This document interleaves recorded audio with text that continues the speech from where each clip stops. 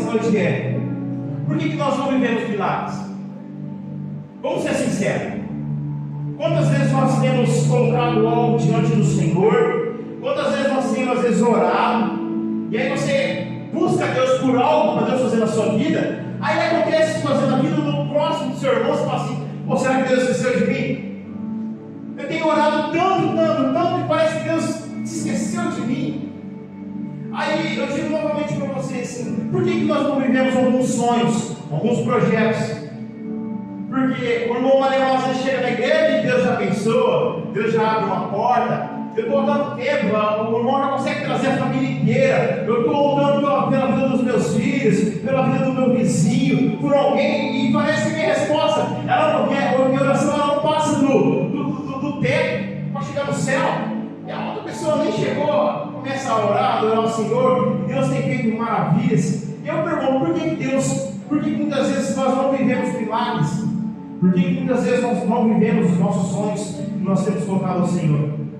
E algo que Deus colocou no meu coração é que 99,9% o culpado somos nós mesmos. Nunca é Deus, amém? Nunca é Deus, porque os planos dele são perfeitos. O tempo dele é correto, é no tempo certo. Às vezes nós falamos: Deus está atrasando. Deus não atrasa, porque o nosso tempo não é o tempo de Deus. Eu já disse aqui uns 2 minutos atrás que um dia para Deus é como 1000 anos, e 1000 anos para Deus é como um dia. Eu lembro que teve uma quarta-feira que eu falei sobre Elias, né? Na outra eu falei sobre Marta e Maria. São mensagens para cura da nossa alma, mensagens para nós termos o nosso coração curado. Porque às vezes nós declaramos assim e falamos: Deus, por que o Senhor não faz comigo? Deus, por que eu tenho que passar por isso? São perguntas que existem respostas, amém? Eu tenho aqui 3 respostas para passar para vocês o porquê que muitas vezes nós não vivemos milagre, o porquê muitas vezes nós não vivemos os sonhos que nós tanto queremos. O primeiro que eu quero dizer para vocês, o motivo é influência. Diga comigo: influência. Eu não ouvi de influências. Mateus, abre para mim. Mateus, capítulo 11, abre comigo, igreja. Mateus 11. Se você me dá um pouquinho aqui, esse ó, um pouquinho aqui dessas caixas aqui, ó. Só um pouquinho aqui, já tá bom. Sim, mas só um pouquinho. Só um pouquinho. 11, 2 ao 6. Mateus.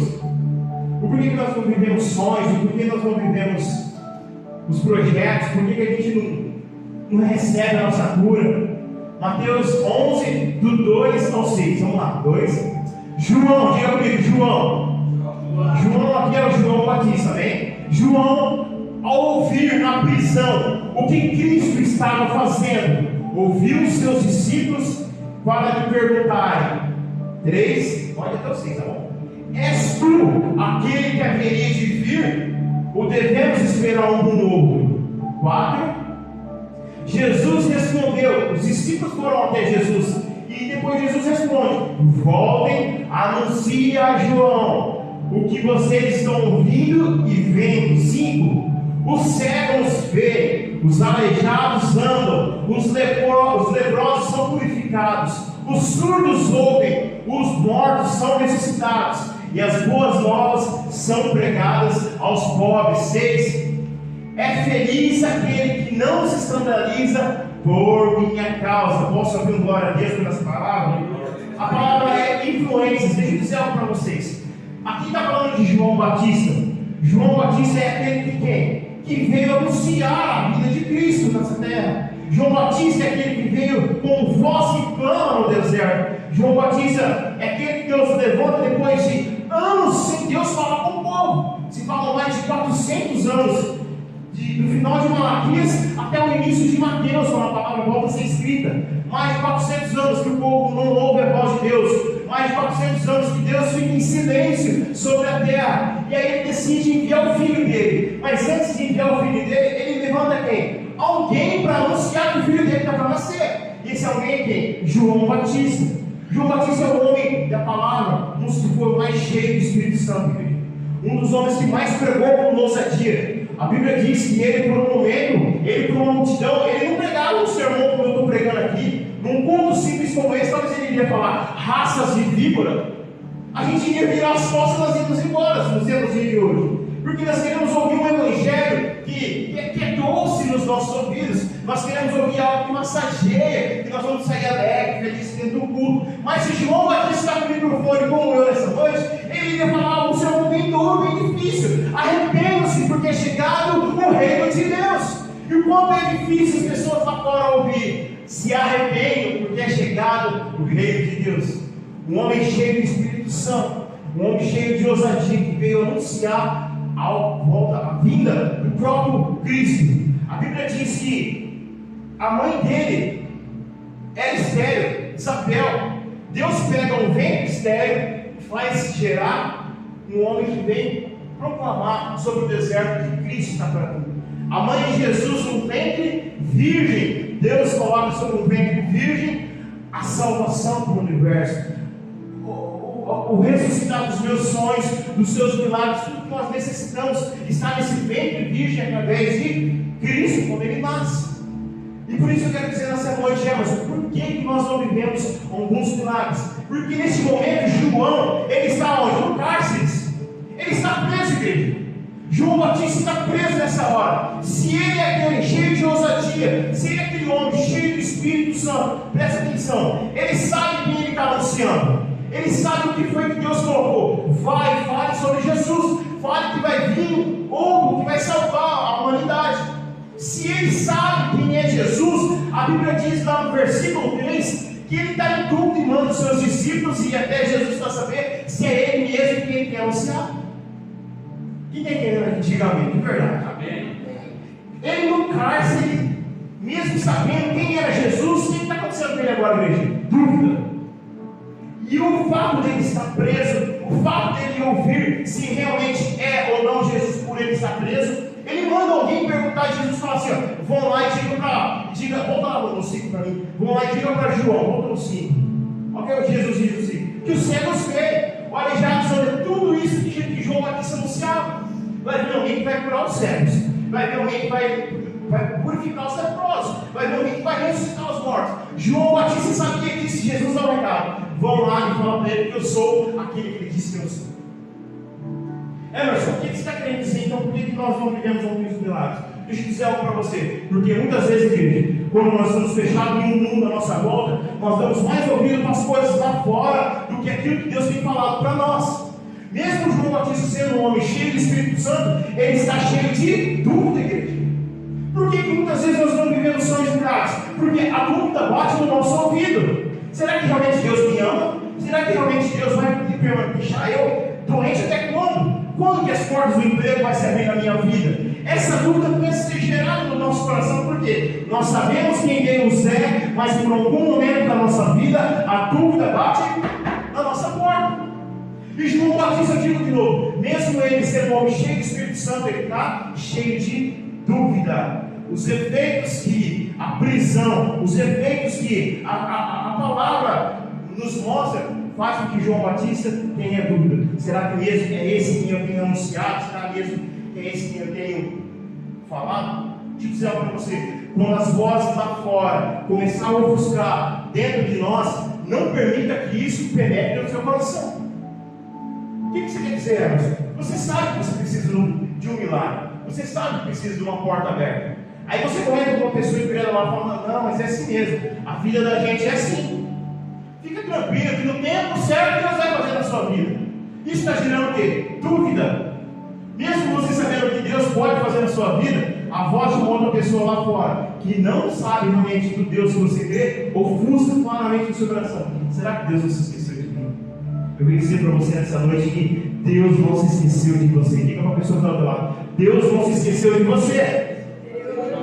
Fala assim: existem milagres para você ainda viver. Existem milagres para você viver. Você só precisa, igreja, estar atento com a voz de Deus.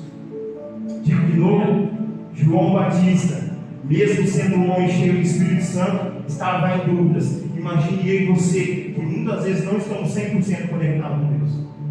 Por isso eu digo: não deixe que as vozes lá fora ofusco dentro do seu coração. Posso ouvir um amém? Mas por que nós não temos alguns sonhos? Porque nós somos influenciados pelas vozes lá fora. Amém? Segundo ponto, só para mim acabar. Por que a gente não vive sonhos? Porque muitas vezes nós não queremos viver o propósito de Deus. Os propósitos de Deus são maiores do que os nossos sonhos.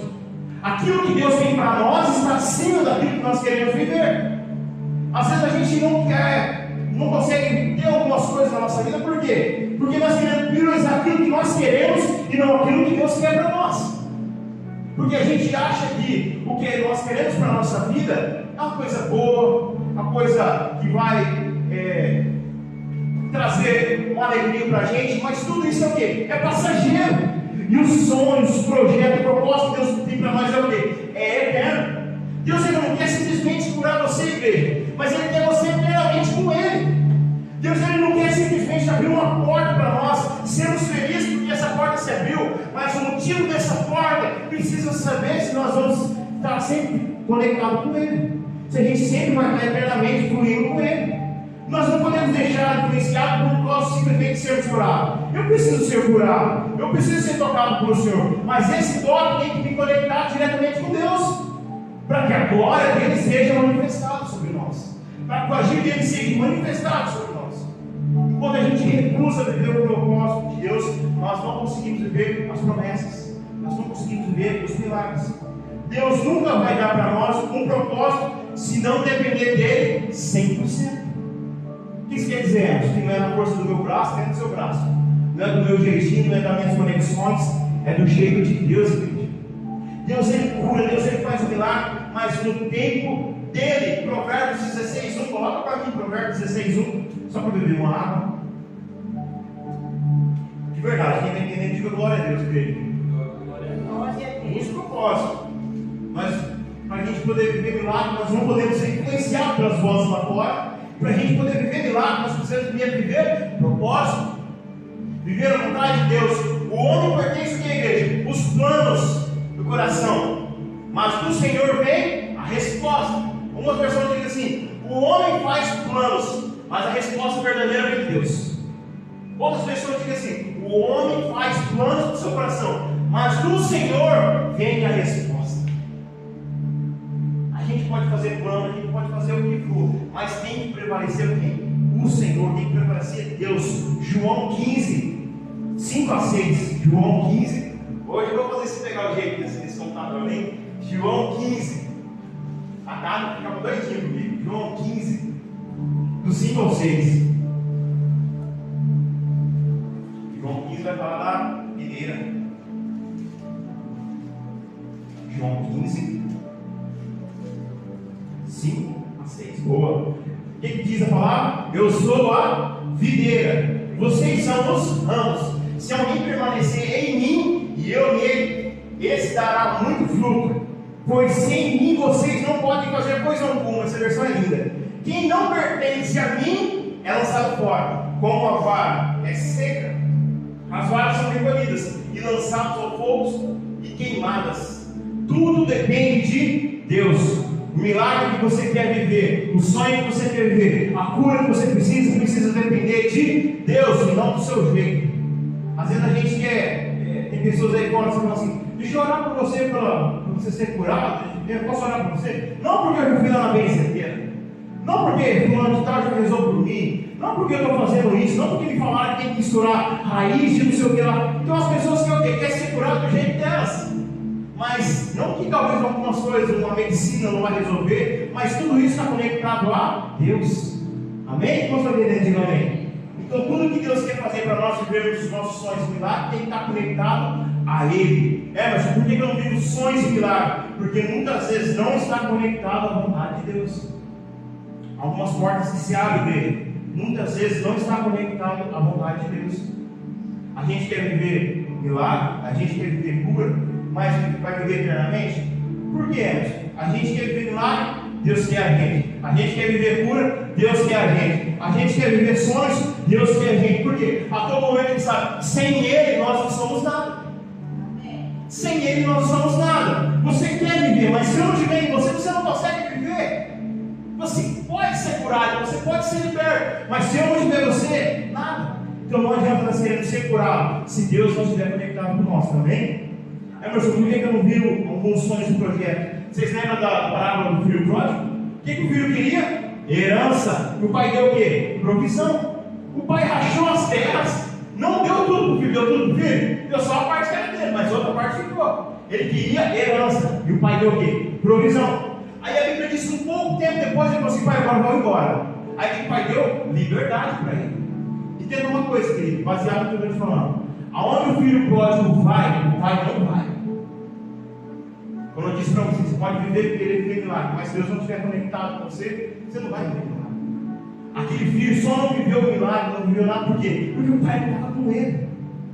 E quando o pai não está com a gente, o que acontece? Nós se perdemos na base da nossa força. Nós achamos que na base do nosso dinheiro nós vamos conseguir alguma coisa. Nós achamos que porque a gente somos inteligentes, a gente sabe isso, aquilo, que vai dar certo. E a Bíblia mostra claramente que se Deus não estiver com nós se perdemos. Aquele filho tinha tudo, você pode ter tudo, mas se você não tiver Deus, meu irmão, o que será de nós? Aquele filho tinha dinheiro, aquele filho tinha liberdade, ele só não tinha Deus. Você pode ter o anseio de viver qualquer coisa, querido, mas deixa eu dizer algo para você: Deus quer você. Deus quer você, querido. Deus quer você. O filho pródigo podia ir em qualquer lugar, mas Deus não ia com ele, porque Deus não estava conectado com aquela vontade do filho de viver da forma que ele queria. Vamos entender, diga amém. Irmão, onde você quiser ir, onde você pensar em ir, Deus precisa estar conectado com a gente para a gente viver sonhos e milagres, amém? Terceiro ponto, só para acabar. Diga isso comigo: falta de convicção. Eu não ouvi falar, falta de convicção. Fala assim: falta de fé. Tem gente que não vive algo porque tem total convicção que não vai dar certo. Você já viu aquelas pessoas pessimistas? Pessoa média. A pessoa, você vai conversar com a pessoa, você sabe que tem jeito para a pessoa que ela fala assim: ah, mas não tem como, porque faz tanto tempo que eu estou assim. A pessoa ela não tem a total convicção que vai dar certo. A pessoa tem total convicção que vai dar errado. Isso por que a pessoa não vive milagre? Falta de fé, falta de convicção que Deus pode fazer algo por ela. É isso que a pessoa pessimista, né? Na cruz, o Senhor Jesus nos mostra o quê? Deu total convicção que tudo é possível no nome dele. Tudo é possível no nome dele, é total convicção. Romanos 5 diz a palavra, diz que Cristo morreu por nós, sendo nós ainda pecadores. Era Cristo dizendo assim: mesmo vocês errando, mesmo vocês falhando, vai dar certo algo na vida de vocês, vocês vão ser curados, vocês vão ser libertos. Por quê? Por causa do sacrifício que eu fiz na cruz. Total convicção que é aquilo que nós iríamos viver, igreja. Total convicção que é aquilo que Deus queria que nós fizéssemos. Precisamos ter total convicção de viver os sonhos de Deus na nossa vida, sonhos do projeto de Deus está na nossa vida. Porque tem pessoas que não celebram coisas novas. Tem pessoas que não vivem milagre, por quê? Porque a pessoa celebra mais amor do que aquilo que Deus pode fazer na vida dela. Deus está falando, principalmente quando diz lá em Isaías 43:19, eu estou fazendo uma coisa nova, algo que você ainda não percebeu. Aí a Bíblia diz no 20 assim, no 20, vocês vão viver algo novo. Será que ainda você não percebeu? É Deus a todo tempo falando assim em Isaías: eu quero fazer coisas na sua vida, mas você precisa querer. Você precisa perceber que eu estou fazendo algo diferente na sua casa. Você precisa perceber que eu quero fazer algo de novo na sua vida. Você precisa perceber que eu quero fazer algo de novo no seu trabalho. E às vezes a gente tem o quê? Mas em reclamar, em achar que não vai dar certo, em achar que o tempo de Deus já foi. Então, um dos pontos que eu quero trazer para vocês é o quê? Nós precisamos ter total convicção que Deus pode fazer na nossa vida, né? Vocês lembram da história de Ana? Ana era uma mulher que a Bíblia diz que o ventre dela, Deus fechou. Deus fechou o ventre de Ana. Mas a Bíblia também diz que na casa onde Ana morava, junto com o seu marido Eucana, havia uma mulher que o seu outro marido chamava Penina. A Bíblia diz que Penina era fértil, podia dar filhos a Eucana. E a Bíblia diz que Ana ia direto, vou falar a palavra mais curta, ia todos os dias para a igreja orar a Deus. E a Bíblia diz que quando ela voltava sem a resposta de Deus. Ela voltava sem o agir de Deus na vida dela. E quando ela pisava os pés dela na casa dela, o que tinha? a afronta da rival dela. Está vendo? Eu posso dar filho para Elcana. Você não pode. Amaldiçoe seu Deus. Amaldiçoe porque você não pode estar nem no meio de nós. Porque quem não podia ter filhos nessa época, quem era estéril, tinha que ser rejeitado da sociedade. Era como se fosse um castigo de Deus. E a palavra diz que Deus fechou o ventre de Ana. Quero trazer o que para vocês? Deus fechou o ventre dessa mulher. E essa mulher, de tanto ela ir para a igreja e voltar e ser afrontada em casa, vir para a igreja e voltar e ser afrontada em casa, teve um dia que ela cansou a igreja. Teve um dia que ela dobrou o joelho e falou assim: Senhor, se o Senhor me der um filho menino, eu não vou cortar a barba dele, não vou cortar o cabelo dele, e ele vai viver eternamente na casa do Senhor, servo do Senhor.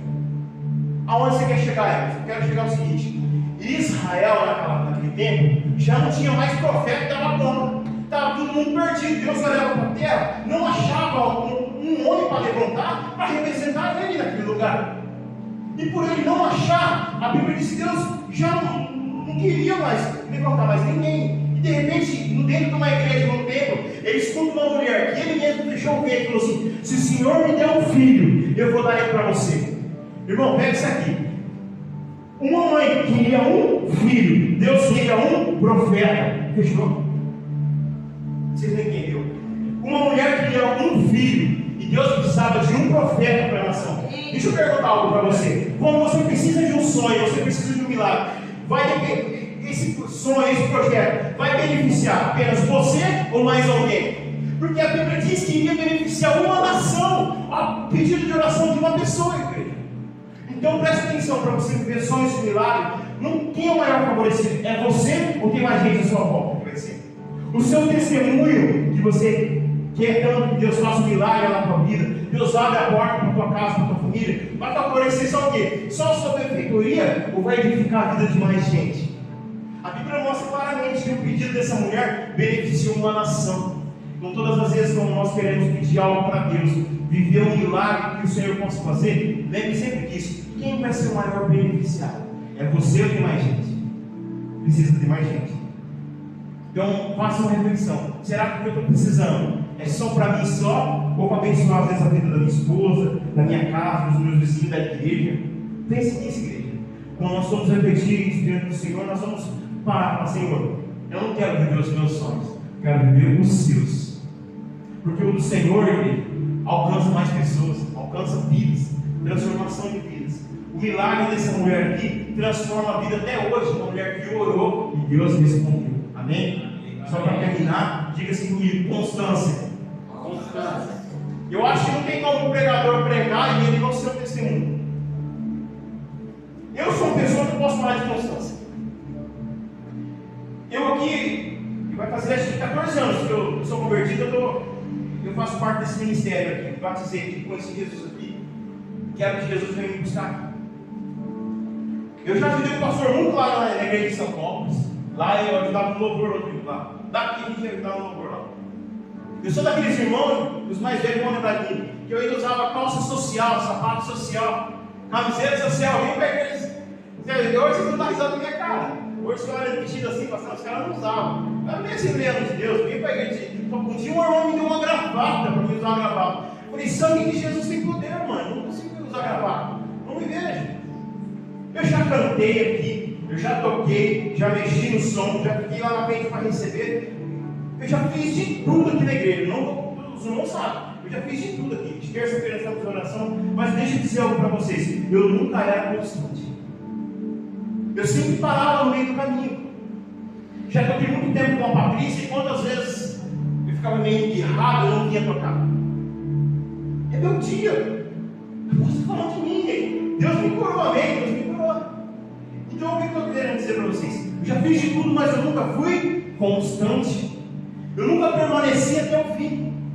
Mas o que tem a ver de eu viver sonhos e milagres? Por que eu não vivo? Porque muitas vezes nós paramos no caminho.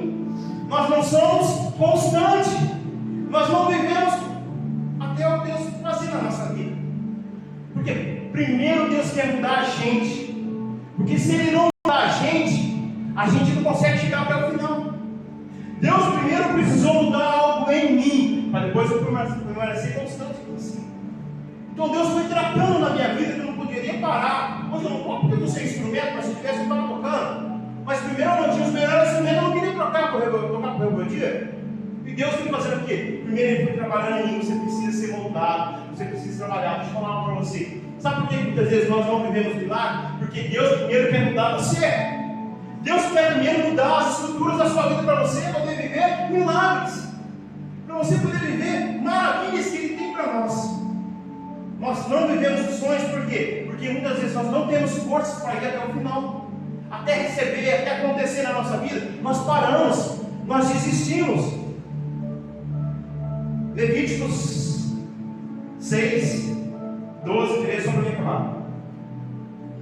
Para quem está entendendo aí, diga amém, vai. Só para você entender, amém? Amém. Levíticos 6, 12. 12 e 13, tá? Olha aqui. O fogo sobre o altar se conserva. A versão que tem diz assim: o fogo sobre o altar, ele precisa permanecer aceso, e ele não se apagará. O sacerdote acenderá a lenha nele todos os dias pela manhã, e sobre ele porá a ordem do holocausto, queimará a gordura das ofertas pacíficas. 13. O fogo se conservará continuamente aceso sobre o altar e não se apagará. Deixa eu dizer para você, o fogo do Senhor não pode apagar na nossa vida. A chama de a gente viver milagre, a chama da gente viver coisa nova para a nossa vida, algo novo que o Senhor quer fazer para nós, a Bíblia diz assim, não pode se apagar dentro de você. É Ele dizendo, você não pode parar, você não pode desistir. Por que nós não vivemos sonhos, Gerson? Porque nós não somos constantes. Nós paramos, nós desistimos, nós achamos que não vai acontecer. Quem já viu sobre um corredor de maratona, né? O corredor de maratona, deixa eu dizer para vocês, ele não pega assim e já começa a sair correndo. Porque uma maratona mais ou menos é 40 quilômetros, até um pouco mais. E se ele sair correndo rápido, né, meu irmãozinho? 10 metros ele está cansado. A Bíblia diz que, a história do corredor de maratona diz que ele começa a correr e vai mantendo-se constante. Nosso ciclista aqui, segunda-feira, ele fez 37 quilômetros. É isso? Segunda? Ontem, né? Ontem, 37 quilômetros. Você saiu pedalando a 20 por hora, você foi constante. E interessante que o Edson ele vai pedalando. E aí o que acontece? Chega uma hora, ele cansa, o que ele faz? Ele para, bebe uma água, refresca aí, continua. Isso quer dizer, né? Eu quero dizer para você assim: se você for muito afobado querendo viver milagre, você não vai ver milagre. Você precisa ser constante. O tempo de Deus, o tempo de busca de Deus, clamando ao Senhor, orando ao Senhor, buscando ao Senhor, e no tempo certo. Se não acontecer, não pare, calma, reflita e continue, persevere. O corredor de maratona, ele está correndo, chega uma hora, ele está com um copo de água, ele joga na cabeça, desacelera um pouquinho e volta. Deixa eu dizer para você, desacelera um pouquinho, mas não pare. Não pare. Emerson, não está dando certas coisas na minha casa, Emerson. O que eu faço? Desacelera só um pouquinho, mas não pare. Não fique insistindo muito, não fica falando muito, só diminui um pouquinho, mas não desista da sua casa, não desista da sua família, não desista do milagre, não desista da cura para a sua vida, não desista do projeto que Deus tem para você. Não desista, igreja. Posso ouvir um amém? Quer viver de glória em glória, então nós vamos ter que viver de batalha em batalha. Quer viver de milagre em milagre, nós vamos ter que viver de impossibilidade sobre impossibilidade. Mas não desista. Não desista. Quer viver só em tudo, mantenha-se constante. Só para me terminar, Gálatas 6:9. Termina aqui, igreja. Gálatas 6:9.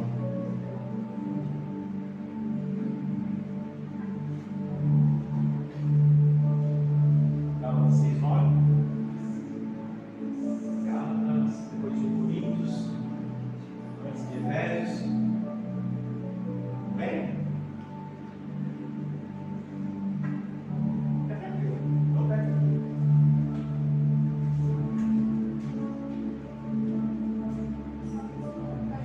Gálatas 6:9, boa. Olha que lindo. E não se cansemos de fazer o bem, porque a seu tempo ceifamos, se não houvesse desfalecidos. 10. Gálatas 6:9. Deixa eu ler na minha versão. Aquele que aprende, 6:9. E não se cansemos de fazer o bem, porque em pouco tempo teremos uma boa colheita de bênção, se não desanimarmos e não desistirmos. Vou dizer de novo para vocês: não se cansemos de fazer o bem, porque em pouco tempo teremos uma colheita de bênção. A Bíblia diz, vírgula, se não desanimarmos e não desistirmos. Queridos, a Bíblia diz claramente: vocês vão viver coisas novas, vocês vão viver milagres, vocês vão viver, coloca o nome para mim, vocês vão viver tudo, vírgula. Para um pouco. Se você não desanimar, se você não desistir. Muitas vezes nós paramos nessa vírgula. Eu vou viver milagre, eu vou viver maravilhas, mas aí não acontece. Mas a Bíblia diz que vai ter um tempo de pausa, vírgula. Se você não desanimar, se você não desistir. A versão King James é linda. Então, se nós cansarmos de fazer o bem, em pouco tempo teremos uma boa colheita de bênção, vírgula, se não desanimarmos e nem desistirmos. Essa palavra possa minar na tua vida, igreja. Sabe por quê? Fala a verdade. Não demorou, Ruth, para Davi sentar no trono? Demorou ou não demorou para Davi sair do pasto, até ele virar rei? Demorou ou não demorou para José sair do poço e ele virar governador? Demorou ou não demorou? Demorou ou não demorou, igreja, para Jesus ser gerado no ventre de uma mulher, ser morto numa cruz, ressuscitar no terceiro dia, nos dar vida e vida em abundância, e hoje nós podemos celebrar ele? Demorou ou não demorou? E por que nós não temos paciência de esperar o que Deus quer fazer na nossa vida? E por que nós não temos paciência, muitas vezes, de esperar Deus agir, de Deus trabalhar no nosso coração, trabalhar na nossa casa, preparar o ambiente para quê? Para a gente poder vivenciar. Demora, igreja. Você só não pode desistir, você só não pode parar. Diga assim comigo: eu não vou parar, eu não vou desistir. Fala assim: eu vou viver milagres para minha casa, para minha família. Diga assim: em nome de Jesus. Você pode ficar de pé, deixa eu terminar aqui. Pega mais um pouquinho para mim. Ai, Deus é bom demais, amém? Vem todo mundo aqui na frente, aqui. Vem todo mundo. Glória a Deus. Vem todo mundo aqui na frente, igreja. Vem cá. Desliga lá para mim. Todo mundo. Ruth, seja usado.